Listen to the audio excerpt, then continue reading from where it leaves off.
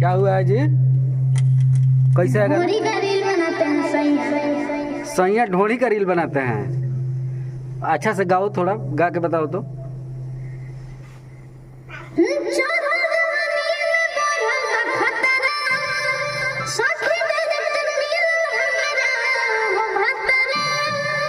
Director हो?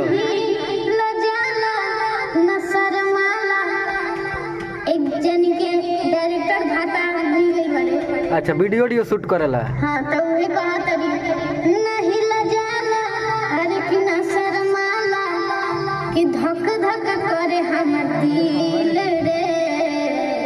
Reel online बनावेला?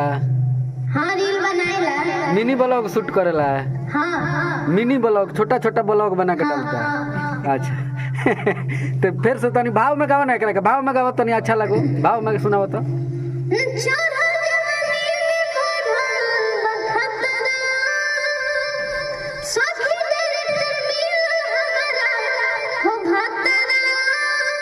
नहीं लजाला न शर्माला कि धक धक करे हमर दिल रे।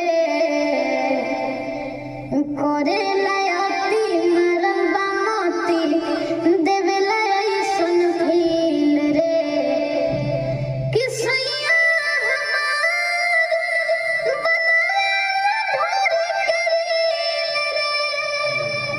ई बतिया खिसिया के कहती है ना अपना सखी से कि सारा ढोड़ी के रील बना देता है। चल एकरा के तनी भाव में आवत है खाली फिर से घबराए के नहीं के। ठीक बा? रेडी?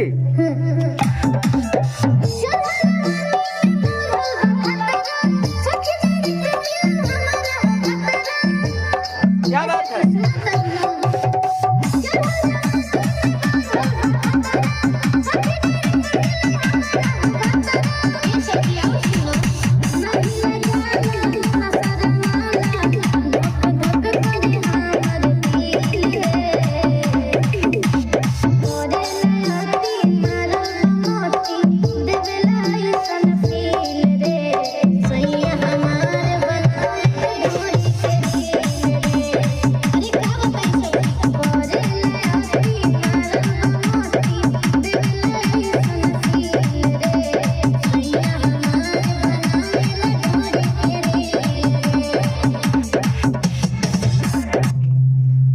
अपना सखी के जो ढोड़ी के रील मत बनाओ, अच्छा अच्छा गाना पर रील बनाओ। ठीक बा? ठीक बा। आओ।